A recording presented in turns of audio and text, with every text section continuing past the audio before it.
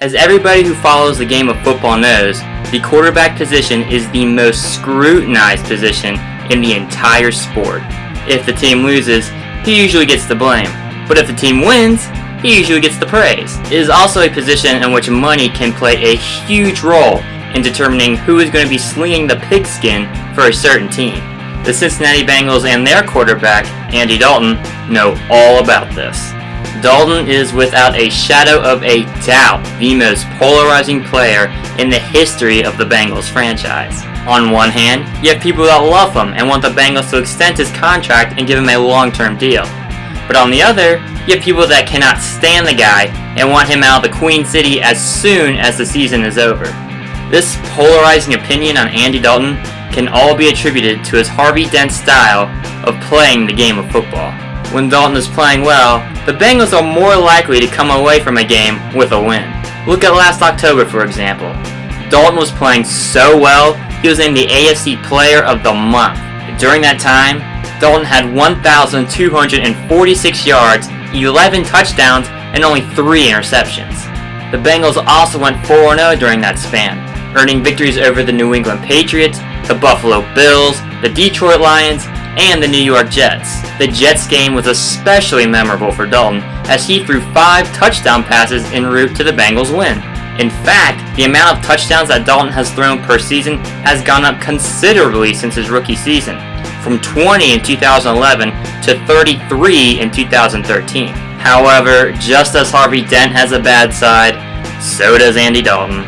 After being named the AFC Player of the Month, Dalton and the Bengals took on the Miami Dolphins on a Halloween night game. During that game, Dalton had 3 interceptions.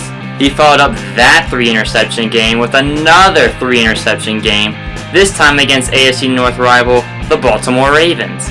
The following week, he threw 2 more picks against the Cleveland Browns. That's a total of 8 INTs in 3 weeks. And while the number of touchdowns he's thrown has gone up since his rookie season, so has the number of picks he's thrown, from 13 in 2011 to 20 in 2013. So what should the Bengals do concerning Andy Dalton and his contract? On one hand, you have the fact that Dalton has taken the team to the playoffs 3 straight years. But every time they've gotten there, they've lost. The first 2 times Dalton took them to the playoffs, they lost to the Houston Texans both years. The third time happened this past season, when the Bengals lost to the San Diego Chargers at Paul Brown Stadium. This was made much more painful considering that the Bengals had a perfect 8-0 record at home during the regular season. If it were up to me, I would wait and see how Andy Dalton performs this season before offering him a new contract. If he takes the team to the playoffs a 4th straight year and they actually win in the postseason, I will have no problem if the Bengals reward him with a nice contract. But if they lose in the first round again, or don't even make the playoffs, then it might be time for the franchise to consider having AJ McCarron sling the pigskin for the team, or trading for a new quarterback.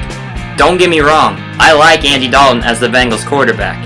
He has won tons more than any other quarterback I've seen in my lifetime. But winning just to get into the playoffs is not enough to cut it in the NFL. You have to win when it matters most. And for myself and other Cincinnati Bengals fans who have not seen the team win in the playoffs in over 20 years, winning in the postseason is what matters most. And that should be the deciding factor in Andy Dalton's contract.